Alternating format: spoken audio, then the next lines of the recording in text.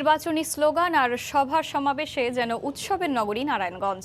সংসদ সদস্য শামীম ওসমানের সংবাদ সম্মেলনের পর ভোটের মাঠে বেড়েছে আরও উত্তাপ। আজ প্রচারণায় নেমেই আওয়ামী লীগের প্রার্থী সেলিনা হায়াত আইভী বলেছেন, শামীম ওসমান নয়, তার আস্থা শুধু দলে। এদিকে এক সংবাদ সম্মেলনে নেতাকর্মীদের ধরপাকড়ের অভিযোগ করেছেন স্বতন্ত্র প্রার্থী তৈমুর আলম খন্দকার। উনি কি করবেন, কেন উনি মাঠে থাকবে, কিভাবে? উনি না একজন সংসদ সদস্য? আচরণবিধি তো লঙ্ঘন হবে উনি যদি মাঠে থাকেন। আর আমি আবারও আপনাদের কাছে বলি, গণমাধ্যমের কাছে বলি, আমার আস্থা সবসময় ছিল আমার নেত্রী জননেত্রী শেখ হাসিনার উপরে। আমার আস্থা আছে আমার দল আওয়ামী লীগের প্রতি। আমার আস্থা হলো আমার জনগণ। এর বাইরে আমি আর কোনো কিছু বলতে চাই না। আমার মনে হচ্ছে সব জায়গায় লেভেল প্লেইং ফিল্ড আছে। উনি সব জায়গায় ঘুরে বেড়াচ্ছেন, কোথাও কোনো জায়গায় তো তার কোনো সমস্যা হয়নি। এদিকে সকাল 10টায় শহরের চাষাড়ায় প্রচারণা শুরুর আগে নারায়ণগঞ্জ মহানগর বিএনপির সাধারণ সম্পাদক ও তৈমুরের প্রধান নির্বাচনী সমন্বয়ক এটিএম কামালের বাসায় সংবাদ সম্মেলন করেন তৈমুর আলম খন্দকার। এ সময় শামীম ওসমানের বক্তব্য তার নির্বাচনী প্রচারে কোনো প্রভাব ফেলবে না মন্তব্য করে আইভীর বিরুদ্ধে আচরণবিধি লঙ্ঘনের অভিযোগ আনেন তিনি। বলেন, নির্বাচনে লেভেল প্লেইং ফিল্ড নেই। পরে বন্দর এলাকায় গণসংযোগে অংশ নেন তৈমুর। নির্বাচন কমিশন শুরু থেকেই লেভেল প্লেইং ফিল্ডের ব্যবহার করার সুযোগ দেয় নাই। আনক সাহেব যখন বললেন যে ঘুঘু দেখেছেন, ঘুঘুর ফাঁদ দেখেন নাই, ঘোষণার 24 ঘন্টা পার না হতেই আমি এই ঘুঘু এবং ঘুঘুর ফাঁদ দেখা শুরু করেছি। টানা দুবারের মেয়র আইভী না নতুন মুখ তৈমুর? ক্ষমতা এখন সিটিবাসীর হাতে। তারাই নির্ধারণ করবেন বর্তমান নির্বাচন কমিশনের অধীনে হতে যাওয়া সর্বশেষ নির্বাচনে কে হবেন জনতার মেয়র। যোগ্য এবং সৎ প্রার্থী চাই, যিনি আমাদের জনগণের সেবা করতে পারবেন। এমন এক প্রার্থী চাই যে নাকি আমাদের উপকারে আসবে। 12 থেকে 17 বছর বয়সী শিক্ষার্থীরা স্কুলের আইডি দেখালেই করোনার ভ্যাকসিন পাবে। শিক্ষামন্ত্রীর এমন ঘোষণার পরদিনই সারা দেশে টিকা কেন্দ্রে বেড়েছে ছাত্রছাত্রীদের উপস্থিতি। তারা ভ্যাকসিন পেয়ে সন্তোষ প্রকাশ করলেও অতিরিক্ত ভিড়ের জন্য উদ্বিগ্ন অভিভাবকরা। রিপোর্টারদের পাঠানো তথ্য ছবি নিয়ে রিপোর্ট। এই ভিড়ই বলে দেয় শিক্ষার্থীরা করোনা টিকা নিতে কতটা আগ্রহী। মঙ্গলবার সকাল থেকেই কেন্দ্রে আসে বিভিন্ন শিক্ষা প্রতিষ্ঠানের শিক্ষার্থীরা। 15 জানুয়ারির মধ্যে 12 থেকে 17 বছর বয়সী সব শিক্ষার্থীকে টিকার আওতায় আনতে চট্টগ্রামে চলে দ্বিতীয় দিনের বিশেষ ক্যাম্পেইন। নগরীর 2টি community centre O M A আজি স্টেডিয়াম কেন্দ্রে ছিল শিক্ষার্থীদের দীর্ঘ লাইন। প্রতিটি কেন্দ্রে 10টি করে বুথে দেওয়া হয় টিকা। নির্বিঘ্নে টিকা নিতে পেরে আনন্দিত শিক্ষার্থীরা। আমার থেকে অনেক টিকা দিয়ে ভালো লাগছে। এখন দেওয়ার পর অনেক ভালো লাগতেছে। অনেকদিন ধরে ওয়েট করেছিলাম এই টিকার জন্য।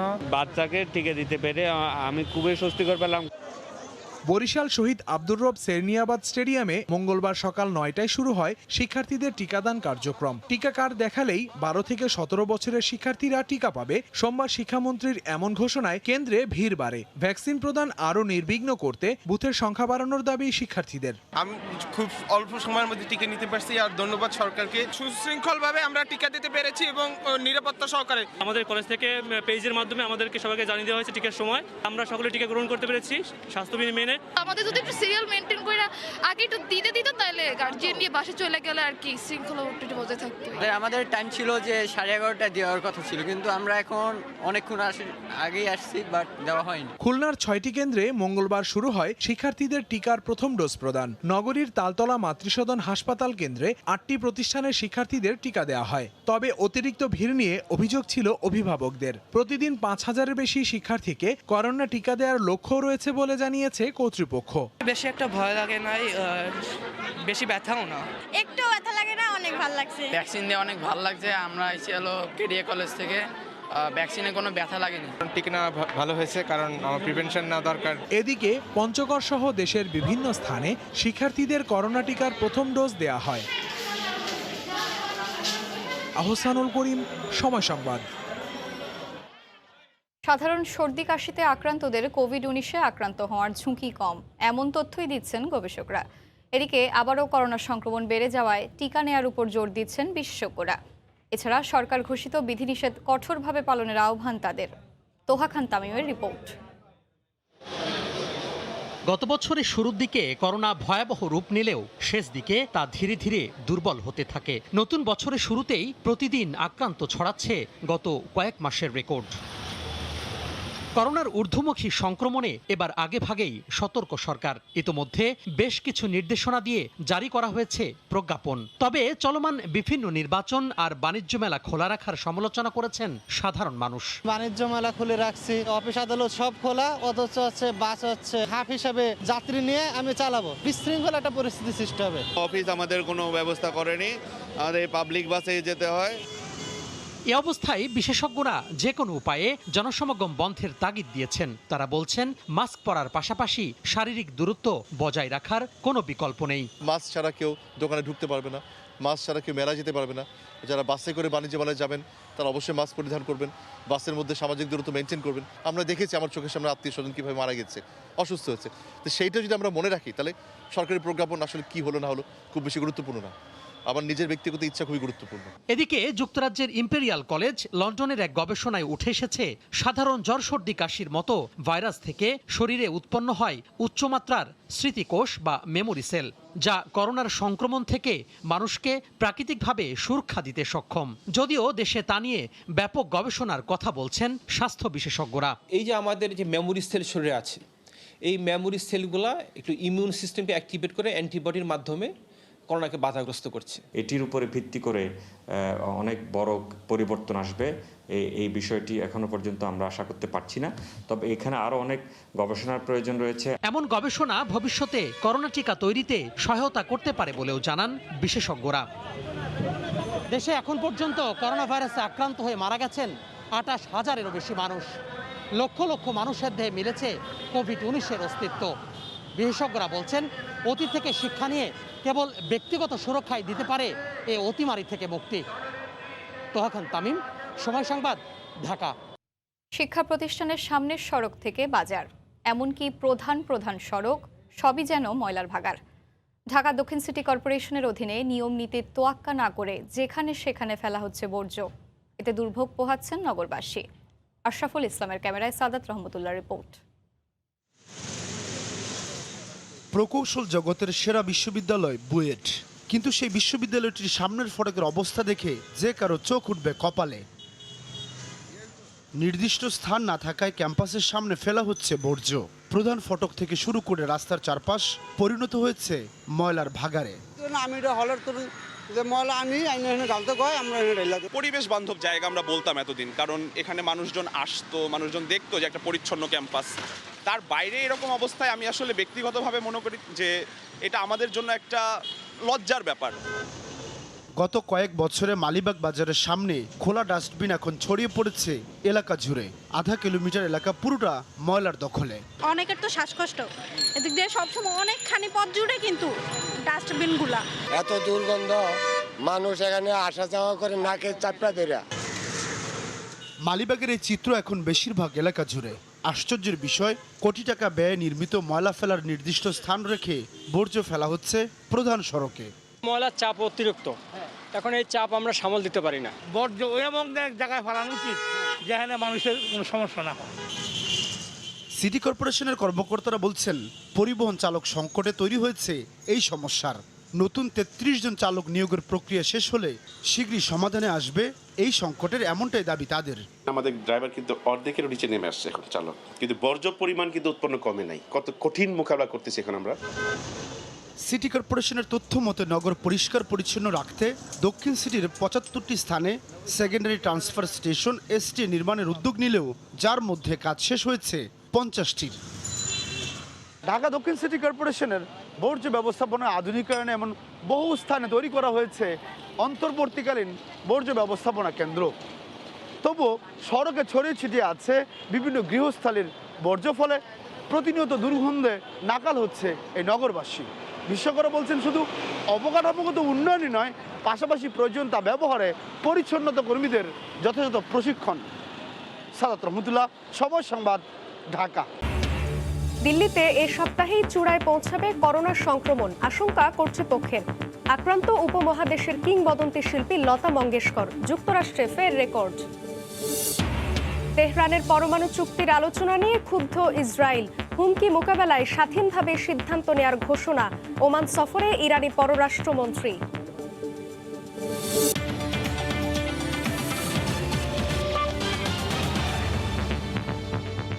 আন্তর্জাতিক সময়ের সঙ্গে আছি আমি জান্নাতুল সাদিয়া। করোনার নতুন ভ্যারিয়েন্ট ওমিক্রনের তাণ্ডবে সংক্রমণের আগের সমস্ত রেকর্ড ছাড়িয়ে গেছে যুক্তরাষ্ট্রে। দেশটিতে সোমবার একদিনে শনাক্ত হয়েছেন প্রায় 11.5 লাখ। সেই সঙ্গে পাল্লা দিয়ে বাড়ছে ওমিক্রনে আক্রান্তের সংখ্যাও। অন্যদিকে ভারতে একদিনের শনাক্তের সংখ্যা কিছুটা কমলেও অব্যাহত রয়েছে সংক্রমণ। আগামী 2-1 দিনের মধ্যেই দিল্লিতে সংক্রমণের হার চূড়ায় পৌঁছাবে বলে আশঙ্কা করছে কর্তৃপক্ষ। করোনা পরিস্থিতির অবনতি হয়েছে অস্ট্রেলিয়াতেও। যুক্তরাষ্ট্রে কোনোভাবেই টেনে ধরা যাচ্ছে না করোনার লাগাম। দেশটিতে নতুন ভ্যারিয়েন্ট ওমিক্রন শনাক্তের পর থেকেই প্রতিনিয়তই রেকর্ড ছাড়াচ্ছে শনাক্তের হার, বাড়ছে মৃতের সংখ্যাও। সোমবার একদিনে দেশটিতে করোনার শনাক্ত হয়েছে রেকর্ড প্রায় 11.5 লাখ। এতে হাসপাতালগুলোতে রোগীর চাপ সামাল দিতে হিমশিম খাচ্ছেন চিকিৎসকরা। সংক্রমণ বেড়ে যাওয়ায় দেশটির স্কুলগুলোও খোলা রাখা কঠিন হয়ে পড়েছে। এতে হুমকির মুখে পড়ছে দেশটির শিক্ষা ব্যবস্থা। ভারতেও অব্যাহত রয়েছে সংক্রমণের ঊর্ধ্বগতি। তবে আগের দিনের তুলনায় সোমবার আক্রান্তের হার ছিল কিছুটা কম। যদিও দিল্লিতে আগামী 2-1 দিনের মধ্যেই সংক্রমণের হার চূড়ায় পৌঁছাবে বলে আশঙ্কা স্থানীয় প্রশাসনের। অস্ট্রেলিয়াতেও করোনার নতুন ভ্যারিয়েন্ট ওমিক্রনের প্রভাবে প্রতিদিনই হু হু করে বাড়ছে আক্রান্তের সংখ্যা। সেই সঙ্গে পাল্লা দিয়ে বাড়ছে ওমিক্রনের শনাক্তের হার। দেশটিতে প্রতিদিনই করোনা শনাক্ত হচ্ছেন গড়ে প্রায় 1 লাখ। হাসপাতালগুলোতেও বাড়ছে রোগীর চাপ। পরিস্থিতি নিয়ন্ত্রণে কোভিড পরীক্ষা ও টিকাদান কর্মসূচি জোরদার করা হলেও টেস্ট কিট স্বল্পতায় খুব একটা কাজে আসছে না তা। এছাড়াও যুক্তরাজ্য, ফ্রান্স সহ ইউরোপ জুড়ে করোনার পরিস্থিতি আরও অবনতি হয়েছে। প্রতিদিনই রেকর্ড ছাড়াচ্ছে আক্রান্তের সংখ্যা। সেই সঙ্গে পাল্লা দিয়ে বাড়ছে অমিক্রন শনাক্তের হারও। আফরিন মৌ, সময় সংবাদ। কাতারে হঠাৎ করে বেড়ে গেছে করোনার সংক্রমণ। সোমবার দেশটিতে একদিনে আক্রান্ত হয়েছেন প্রায় 4000। দীর্ঘদিন নিয়ন্ত্রণে থাকলেও হঠাৎ সংক্রমণ বেড়ে যাওয়ায় চিন্তিত প্রবাসী বাংলাদেশিরা। কাতার প্রতিনিধি আনোয়ার হোসেন মামুনের তথ্য ও ছবি নিয়ে রিপোর্ট। কাতারে আবারও করোনার ব্যাপক সংক্রমণ দেখা দিয়েছে। প্রতিদিনই রেকর্ড সংখ্যক মানুষ ভাইরাসটিতে আক্রান্ত হচ্ছেন। সোমবার একদিনে প্রায় 4000-এর মতো মানুষ আক্রান্ত হয়েছেন, যা গত 1 বছরের মধ্যে সর্বোচ্চ শনাক্ত। মারা গেছেন 1 জন। দেশটিতে হঠাৎ করে করোনা সংক্রমণ বেড়ে যাওয়ায় শঙ্কায় পড়েছেন প্রবাসী বাংলাদেশিরা। করোনা থেকে বাঁচতে আগের মতো মাস্ক ব্যবহার ও স্বাস্থ্যবিধি মেনে চলার আহ্বান। কাতারের পরিস্থিতি খুবই ভালো ছিল, এখন হঠাৎ শীত আসাতে করোনা আক্রান্ত হচ্ছে বেশি। সবাই ঘর থেকে, বাসা থেকে বের হওয়ার সময় মাস্ক ব্যবহার করুন এবং কাতারের সরকারের দিক নির্দেশনা যেটাই দিয়েছে সেটা মেনে চলুন। আগামীকাল থেকে কাতার সরকার মাস্ক বাধ্যতামূলক করেছে। আর সেজন্য আমার বাংলাদেশি ভাইদের প্রতি অনুরোধ থাকবে, বাসা থেকে বাইরে হতে যেখানে যাবেন, মার্কেট, শপিং মল, বাজার, সবাই বাধ্যতামূলক মাস্ক নিয়ে বাইর হবেন। 26 লাখের বেশি জনসংখ্যার দেশটিতে এরই মধ্যে প্রায় 100% মানুষকে করোনা ভ্যাকসিনের প্রথম ও দ্বিতীয় ডোজ দেওয়া হয়েছে। চলছে গণহারে বুস্টার প্রয়োগ। সময় সংবাদ, দোহা, কাতার। ইরানের সঙ্গে 6 জাতিগোষ্ঠীর চলমান পরমাণু চুক্তি আলোচনা নিয়ে গভীর উদ্বেগ জানিয়েছে ইসরায়েল। ইরানের সাথে তারা কোনো ধরনের পারমাণবিক চুক্তিতে আবদ্ধ হবে না বলে সাফ জানিয়ে দেন ইসরায়েলি প্রধানমন্ত্রী নাফতালি বেনেট। বলেন, শত্রুপক্ষের হুমকি মোকাবেলায় স্বাধীনভাবে সিদ্ধান্ত নেবে তেল আবিব। ইসরায়েলের সঙ্গে চলমান উত্তেজনার মধ্যেই ওমান সফর করেছেন ইরানি পররাষ্ট্রমন্ত্রী। যুক্তরাষ্ট্রসহ পশ্চিমা দেশগুলোর সঙ্গে পরমাণু আলোচনার মধ্যেই সোমবার ওমান সফরে যান ইরানের পররাষ্ট্রমন্ত্রী। মাস্কটে পৌঁছালে তাকে স্বাগত জানান দেশটির উপপ্রধানমন্ত্রী ফাহাদ বিন মাহমুদ। পরে ওমানের শীর্ষ নেতাদের সঙ্গে বৈঠক অনুষ্ঠিত হয়। ইরান ও যুক্তরাষ্ট্রের মধ্যে আলোচনার জন্য বরাবরই মধ্যস্থতার ভূমিকা রাখে মধ্যপ্রাচ্যের দেশ ওমান। এর আগে 2015 সালে ইরানের ঐতিহাসিক পরমাণু চুক্তি স্বাক্ষরের সময় পর্দার পেছনে যুক্তরাষ্ট্র ও ইরানের মধ্যে আলোচনার জন্য মাধ্যম হিসেবে কাজ করেছে দেশটি। ইরানি পররাষ্ট্রমন্ত্রী এমন সময় ওমান সফর করলেন যখন পরমাণু চুক্তি কার্যকরে যুক্তরাষ্ট্রসহ 6 জাতিগোষ্ঠীর সঙ্গে তেহরানের পুনরায় আলোচনা চলছে। যদিও তেহরানের পরমাণু চুক্তি আলোচনা নিয়ে শুরু থেকেই ঘোর আপত্তি জানিয়ে আসছে ইসরায়েল। তারই ধারাবাহিকতায় সোমবার এক সংবাদ সম্মেলনে চুক্তির অগ্রগতি নিয়ে গভীর উদ্বেগ জানায় ইসরায়েলি প্রধানমন্ত্রী। বলেন, পরমাণু চুক্তির সঙ্গে কোনোভাবেই জড়াবে না ইসরায়েল। নিজ দেশের নিরাপত্তা ও সার্বভৌমত্ব রক্ষায় ইসরায়েল স্বাধীনভাবে সিদ্ধান্ত নেবে বলেও জানান তিনি। ভিয়েনায় আলোচনার বিষয়ে আমরা অবশ্যই উদ্বিগ্ন। ইসরায়েল এই চুক্তির পক্ষে নয়। চুক্তি হলে সেটি ইসরায়েল মানতে বাধ্য নয়। ইসরায়েল যে কোনো সময়ে কোনো বাধা ছাড়াই যে কোনো জায়গায় স্বাধীন পদক্ষেপ নেবে। তেল আবিবের অভিযোগ, ইরান পরমাণু অস্ত্রের মালিক হলে অস্থিতিশীল হয়ে উঠবে মধ্যপ্রাচ্য। এই অঞ্চলে বাড়বে অস্ত্রের প্রতিযোগিতা। যদিও তেহরানের দাবি, কোনো দেশের হুমকি হিসেবে নয়, শুধুমাত্র নিজেদের সার্বভৌমত্ব ও নিরাপত্তার জন্যই পরমাণু অস্ত্র তৈরি করতে চায় তারা।